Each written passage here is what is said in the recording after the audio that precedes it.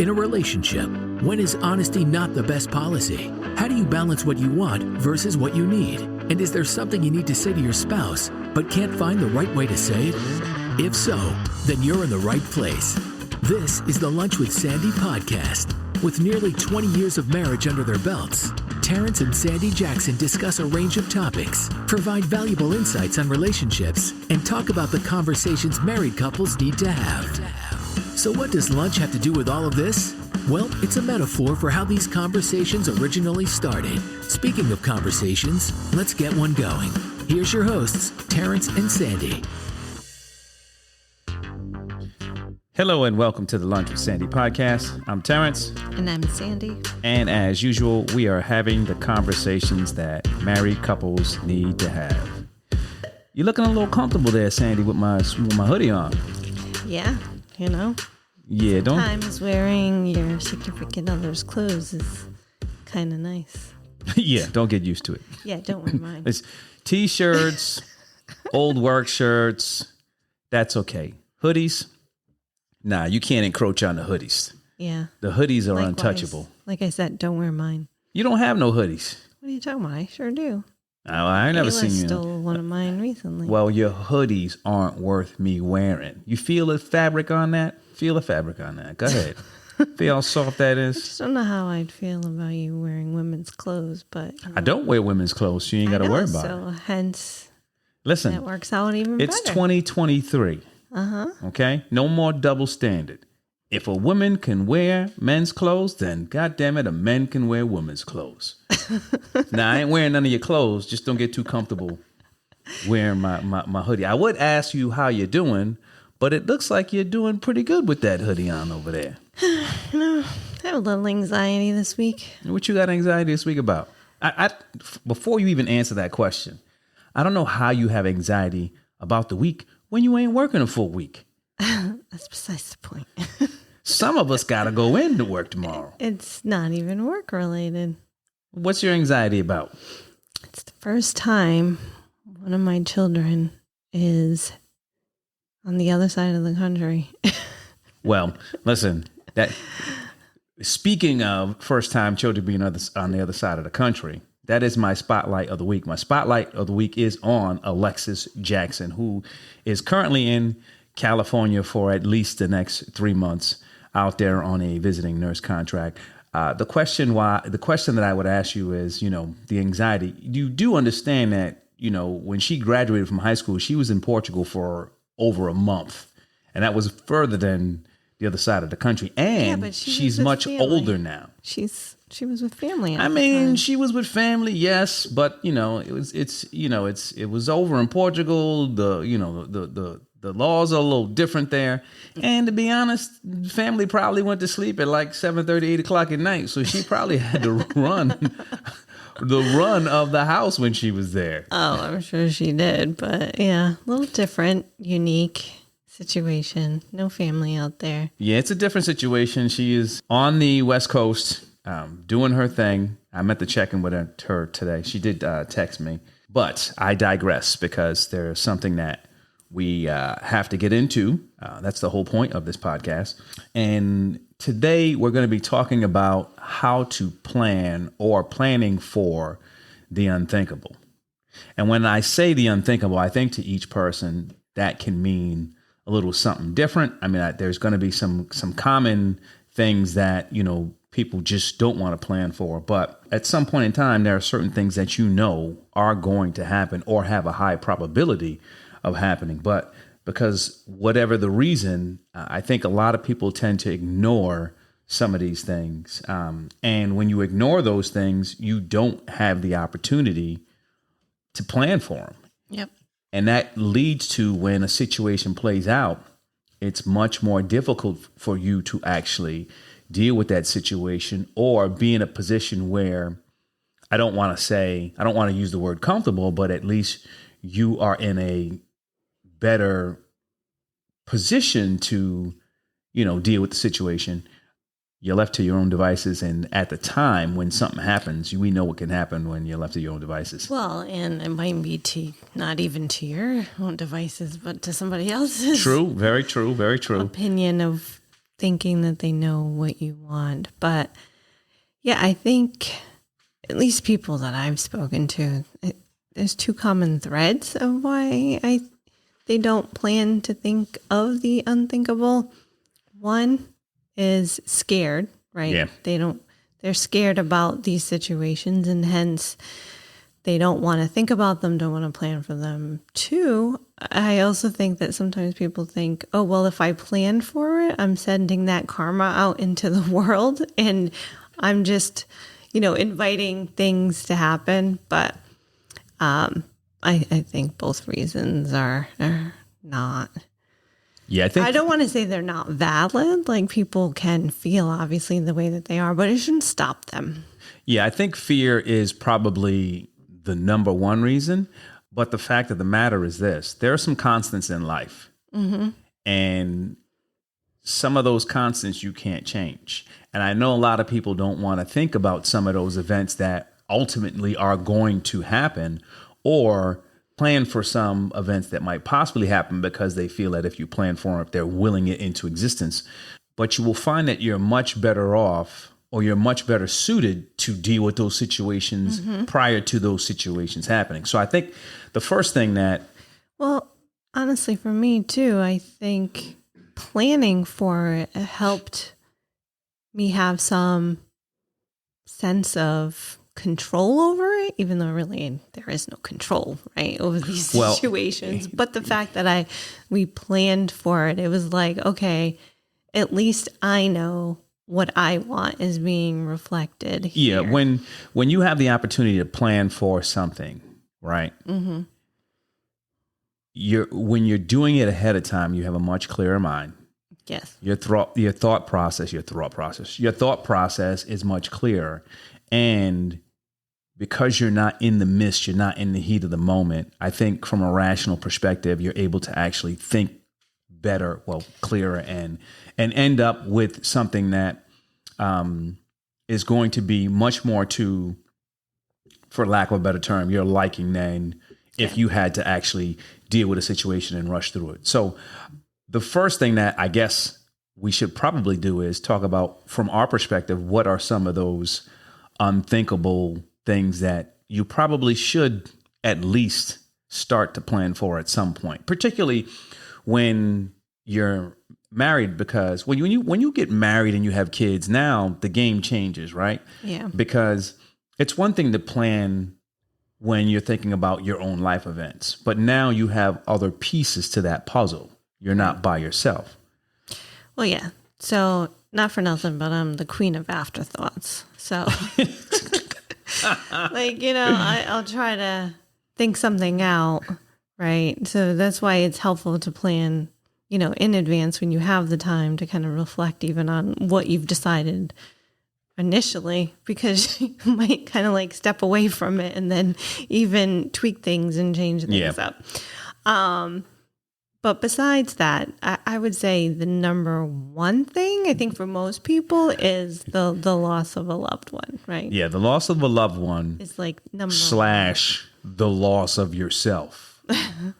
Yes. I think that would be number one on everyone's list. Mm-hmm. At some point, it's going to happen unless you outlive them. But that's why I say yourself, because, Father Time is undefeated.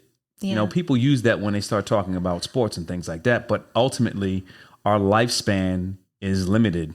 Yeah, I have yet to meet anybody immortal, but, Hey, listen. Maybe they're in the shadows. Maybe they are. But I do think that, loss of a loved one or loss of life is the number one thing that is not planned for probably like it should be. I know people will have wills. I mean, we have wills. There's estate planning, but I think there's a smaller number of individuals who actually plan for the actual event. The will, and it, for the most part, is going to deal with the individuals who are left behind. Yes. The estate planning will do the same. And then some of those, you might have some clauses that deal with, okay, if you're in a hospital and, do you want someone to resuscitate and all those other things? But planning for the actual event, Yes. right? So some of the biggest moments in people's lives they plan for. Right. Marriage, kids. Sometimes you plan for kids, sometimes you don't. But just imagine if people plan for the loss of a loved one like they plan for a wedding. Well, that reminds me of this song that you like. I'm trying to think of it, about having a party. Oh yeah. When it's my funeral. Yeah. What is my man's name? He's from Europe. Oh goodness. I'm sure you'll think of it by the end of this. Yeah, he kind of reminds me of Louis Capaldi. But yes, listen, that's how I want my funeral to be. Just like that song. I got to remember his name. Yeah, I got to try to find his name. A couple of jams of his that I like, but that was a good one. But listen, so at a wedding, yes, flowers, right? Cake. Well, Are we gonna have cake? Listen, I think I might put that on the list. Okay. But there's the point is there. Yes, there's a lot of planning. Has to eat strawberry shortcake. There's a lot of planning that goes into planning a wedding. Yes. For a funeral, there's definitely planning that goes into it. Now, the funeral home they will help you with some of those things, but you got to think about a lot. And when it happens, it's sudden. No one. It's never one of those things. Well, you know what? I'm going out on this date. Well, it's sudden and it's not sudden. Well, yeah. It's just the weird thing about it, right? Because even people who are sick, it's like but yet you're still unprepared for that day. Well, see, there's a difference. There's a difference between being mentally prepared, emotionally prepared, and then being prepared from the perspective of I'm talking I have about a plane. Even all of it. Like we had to go and pick out a stone, even something that I was thinking about, and then all this other stuff that had to go with it. Come back with me. No, I know exactly. But that's the point, right? Yeah. So you plan for all this other stuff.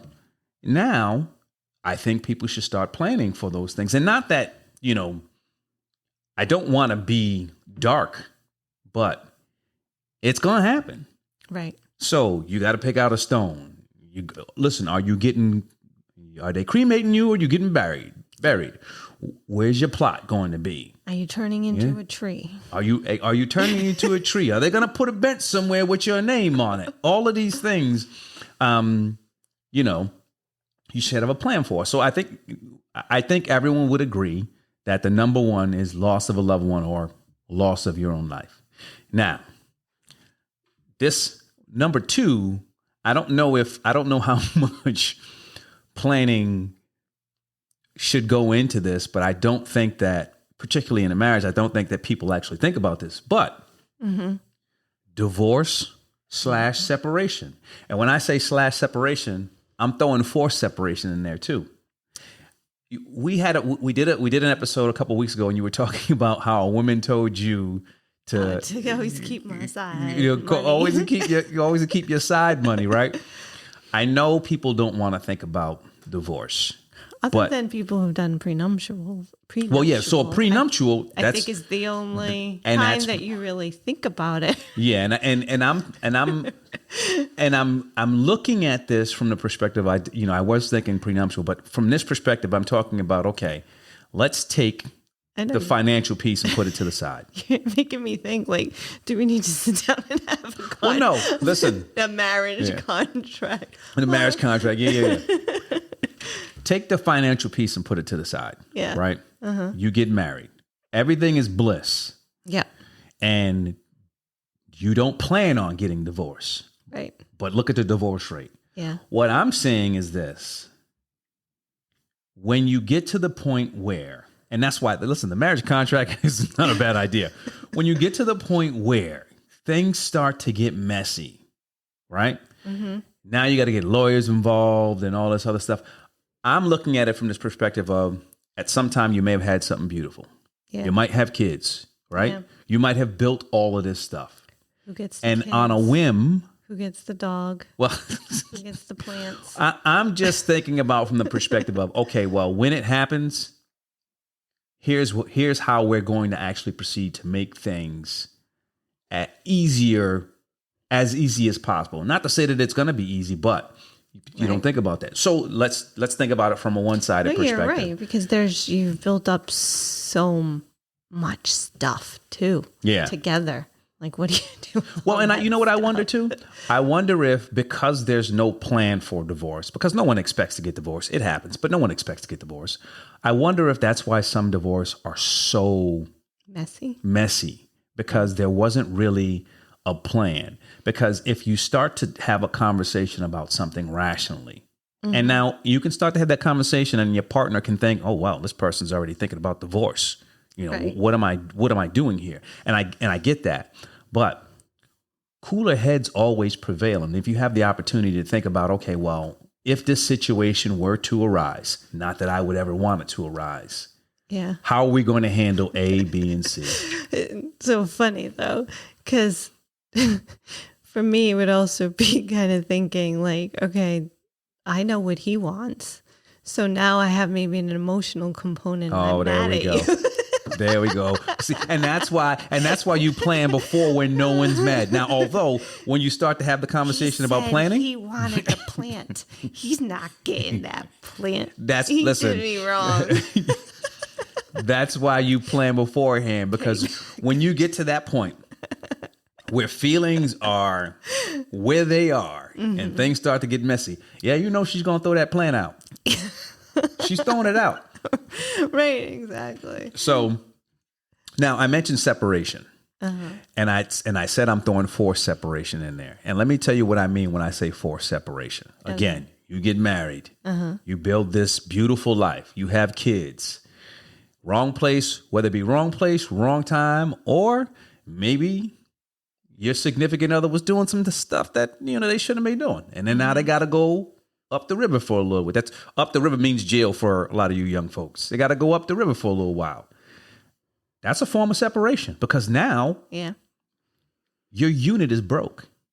Yeah. Now, I don't know many people who plan for their spouse or significant other to go to jail.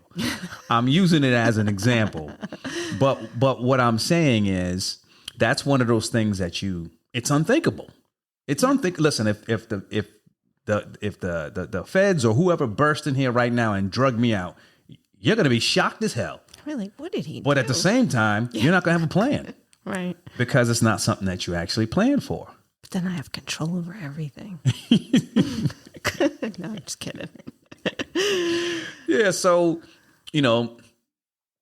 that's one. The other one that you hit on it earlier, we were talking about the loss of life, but long-term sickness is another one. And you don't want to really sit and think about your significant other, your spouse, your partner, or whatever, in a state where they're suffering, right? But it happens. And when it happens, there's a shift, because now, along with that, depending on where they are in their career or where they're at, you might not only have to deal with the long-term sickness, but you also might have to deal with a change in your financial, in your income, in your financial situation. Yep. So that's one of the things where I don't think people think about enough. And so because you don't think about it, because you don't want that to actually happen, I don't know if you actually have a plan for it. Yeah. Yeah, that's a tough one, because we've been there. We've done that. Well, not us personally. Well, yeah. When you said we've been there, we've done it, I'm like, huh? But we've seen it, Yeah. And it is a lot. And you're right. Like, how do you prepare for that? I guess has to be kind of something general, or unless you know that you are sick, and then kind of preparing for a decline, right? And I think the decline or whatever depends on the actual sickness, right? Because it could be a situation where there may not necessarily be a decline, but you might be out of work for a very, very long time. Yep. The sickness one, it's difficult, but at the same time, there's some planning that you can actually do for it. I mean, I think that, some people look at insurance as, well, what if policy? Yep. But there are some insurance plans out there that you can pay into, whether it be for health insurance, or if it's a situation where you get whole life insurance that you can actually take out cash and things like that. And I think that that's one of the benefits early on if you start working with a financial advisor, or I don't know, what do you call them? Not necessarily a financial advisor, but a what does Danny do? You're Shout out right. to Danny Bullock. No, you're right. Yeah, Financial advisor. Financial advisor, and start having some of those questions asked so you can actually answer them to put yourself in a situation where, God forbid something does happen. Now at least you have something to actually help you maneuver those waters. And I think the other part, we're talking about, the events that you should possibly plan for. And I guess we'll get into, how do you start planning for those things? 'Cause I think how do you plan for those is more of a challenge. You got to start thinking from a emotional and a mental aspect too, about how you're going to plan for those events or how you're going to deal with those events when they actually happen. Yeah, because it's definitely a lot to deal with when you're dealing with it. But also to your point, especially for long-term illness, then you don't also want to lose financial stability if you are out of a job and things of that nature, like planning for all of that. Like if I had to take 3 months out of work, what is that going to do to me? Yeah. Because I feel like that's the worst case situation, is that you have long-term illness, which results in the loss of a loved one, which then also you're now have like no financial stability. That nest egg is gone. left, That compounds. and it's just like, and then you're just out of everything, which is sad. Yeah, and if you remember, we used to save like that. Okay, well, we have this many months of A, B, and C. I had forgot about that for half a second. We start talking about, okay, well, long-term sickness and the financial aspect of now, okay, well, you might not have that income coming in. You may actually have to take time off to care for that individual, which now puts you in a situation where, okay, well, now you have little to no income coming in or a lot less, or, it's a lot less significant income coming in, and you actually have to deal with that. And I get it. Trying to have these conversations is scary because, again, some people just don't want to will stuff into existence. I look at it from this perspective. You plan for all of this stuff. You plan for these things. Worst case scenario, they don't happen. You're ahead. I mean, think about it. You're ahead. And I use that term ahead not to say, "Oh, great," Good job. Good job. But like, what's the harm in having a plan that you never have to fulfill on, which is nice. So not to go back to the loss of a loved one, but this is, I think, another difficult one, which I think is a bit hard to even try to plan for, because you're also relying on other people, is loss of children who may also have children of their own. Yes. And and I'm glad you brought that up, because when I talk about loss of a loved one, that's why I said loss of a loved one and not a loss of a spouse. Now, from an emotional perspective, I don't know how you plan for that. I mean, I know from a financial perspective, you can plan for that emotionally when it's a child's child and you survive that. Yeah. And it doesn't have to be from an accident or whatever, but it's one of those things where you're not supposed to outlive your children. Yeah. And never mind your children's children. Emotionally, I think that is a bear. I don't know how you plan for that emotionally. I don't know either. So I guess what I would say is this. There are some things that, you should have a plan for. That plan might only cover one spectrum, like it might be financial. Right. It might be mental. It might be emotional. It might not cover all of them. Right. And like, how about just loss of children, and now you have to take care of your grandchildren, right? Like, say you're retired. Yeah. And like, listen, you're dwindling through your nest egg because, hey, I'm retired. Like, can't take it with me. But crud, now I have to think about this other person that I need to make sure is financially stable. Well, that's a good transition, because I think how you plan for that, because we have to have a discussion on how you plan for these things. Mm-hmm. I think how you plan for that is you really need to have a conversation with the parent. Yeah. With the grandchildren's parent, because they should be having these conversations and they should be thinking about these things just as you're thinking about them. Yeah. And when you have the conversation, you can come up with an actual plan and say, hey, listen, I know you don't want to think about this, but think about it from this perspective. It happens, you don't have a plan, and now your child may not be in the best situation or in as good of a situation that they could have been if there was actually a plan. Right. So, well, I hope our girls are comfortable talking about it, because I know when we started planning for our stuff, we talked to them. Yeah. We sat down with them and had conversations with them. So hopefully that,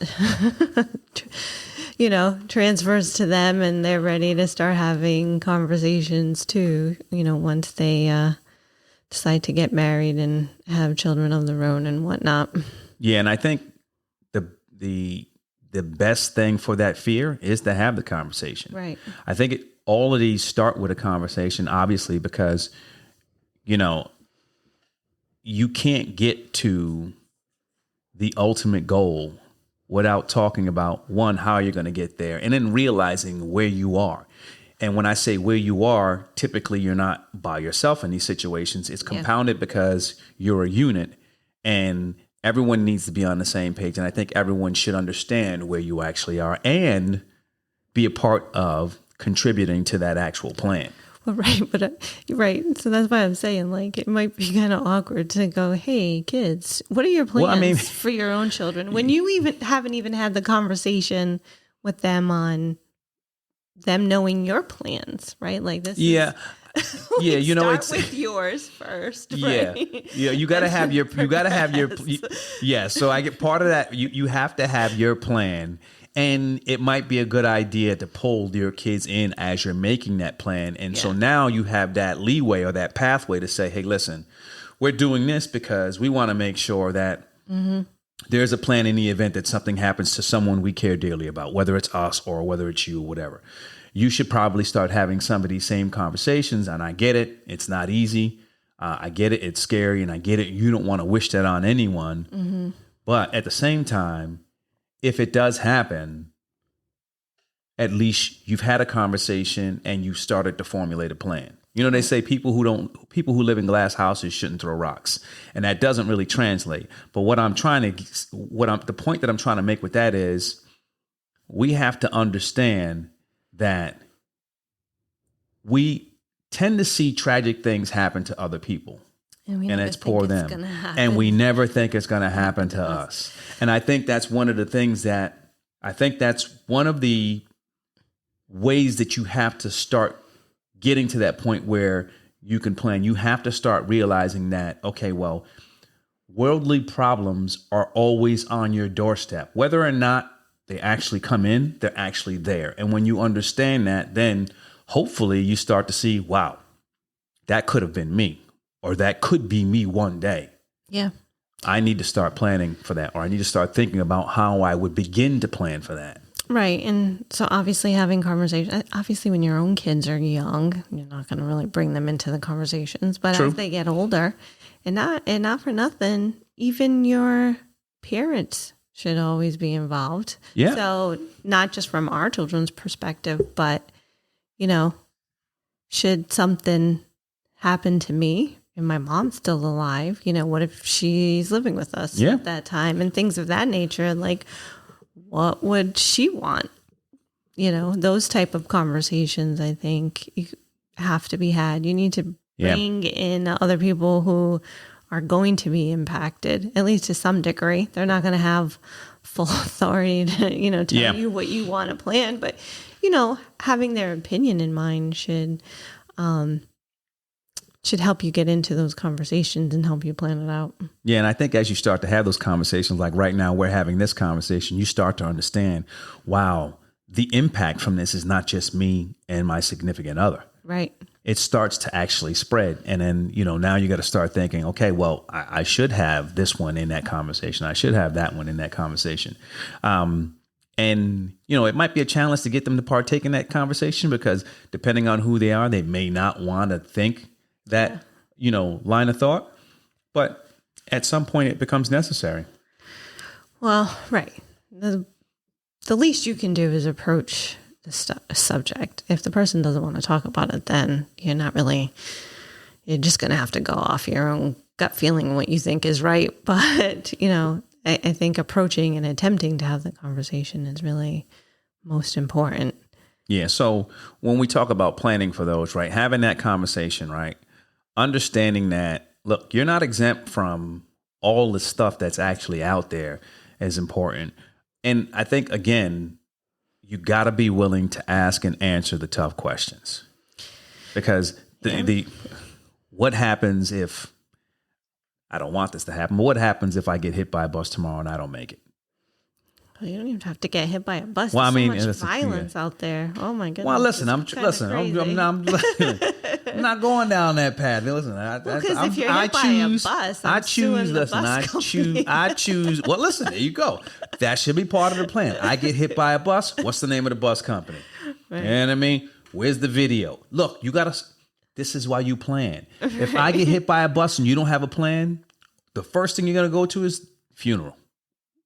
What am I going to do? No, what I'm saying is you got to... Well, we should start finding attorneys for the most tomorrow. part. Listen, I can't with you. For the most part, you have to be able to ask those tough questions. And when you ask those tough questions, that's the only way that you're going to get the actual answers that are going to put you in a position to actually plan. Yeah. And again, I get it. Some people don't want to answer those questions. Last joke. He can wait a while. He ain't going nowhere. Listen, Where's the attorney's number? This is why you need to make sure you have other people in on the plan. Because if you have one person who are making all the decisions, you might never get buried. You might get hit by another bus. God forbid you get hit by a bus and you make it, but that person's with you and they too so focused on getting an attorney, they don't get you to the hospital enough time, and then you don't make it. I said that would be my last joke, but we'll see. But you're right. It's, we can't keep living the way thinking that nothing's ever going to happen to us. We're invincible. Oh, that's a sad story that happened to them, but I'm not going to think about that it would happen to me, Yeah. Because that's just being unrealistic. Yeah. And I think so. I think going back to the way that you would start planning for those things, again, if you ask those tough questions, if, you have the conversation, you get past the fact that, hey, listen, life happens and the stuff that's happening to everybody else, it can happen to you. And then we mentioned this earlier, there is a place for, the wills and the estate planning and the power of attorneys and all of those things. I think that for the most part, those are the easy things, because it's something that, eventually you're going to need to probably take care of those individuals, but it's that's down the line. So tomorrow we're starting to work on our marriage contract. Listen, get that marriage contract, in place. Listen, the marriage, and I'll go down this side road before we wrap up. I don't want to go too far down the side road, because we start talking about planning for divorce and separation, and that gets into a whole situation. Okay, well, why are we getting divorced? Or what is the reason why we're separating? Did you cheat? You're going to jail. Well, we already had verbal stipulations long ago. Verbal stipulations ain't gonna hold up. They're not written down. And listen, as you get older, your memory gets foggy. What did we say? If this ever happens, that's it. Yeah. Well, again, that's not really a plan. That's just saying it's over. But how do you move apart once that actually And because happens? you did this, I get the house. I don't think that was in the stipulations. I'll have to review the tapes. But, I would say sit down, maybe with a bottle of wine, get the conversation started.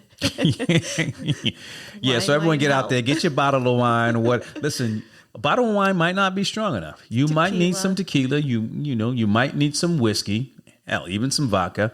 But at some point, you have to start having those conversations. I think too often, in life, particularly when a unit comes together or married or whatever, you plan for all these big life events. Mm-hmm. And life is not always pretty.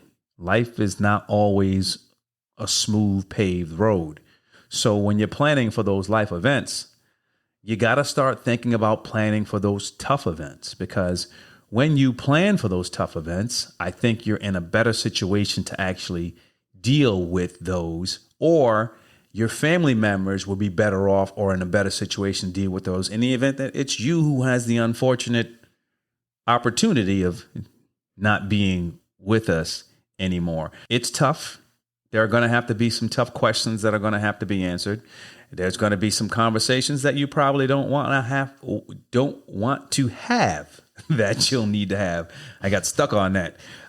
There's probably going to be some conversations that you don't want to have, but ultimately, if you do those things, you're going to put yourself in a better situation, and you'll be able to better deal with some of these unthinkable events that you probably don't have a plan for. Now, that being said, I want to get to my realization of the week. And at some point, Sandy's going to start participating in these realizations of the week. This week was a very frustrating week. And I learned this week I realized this week that it's easy to accept the unacceptable when your frustration has not reached its peak. Let me tell you what I mean.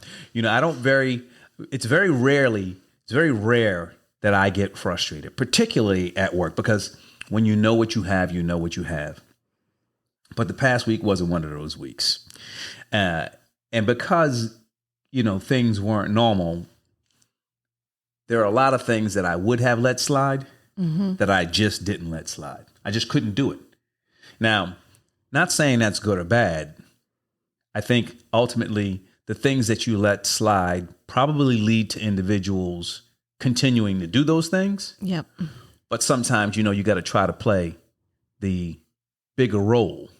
So I guess part of that realization was sometimes I guess I got to get frustrated because when you get frustrated, you have a tendency not to let things slide and put people in their place. And there are times where people should be put in their place. With that, we'd like to thank you for listening. Until next time, be good. That's it for this week's episode of the Lunch with Sandy podcast. Thanks for listening. We'd love to hear your feedback and comments on Instagram, TikTok, and Twitter at Lunch with Sandy. And be sure to follow us on your favorite podcast app. If you enjoyed the show, don't forget to rate and review us. Thanks again for listening to the Lunch with Sandy podcast.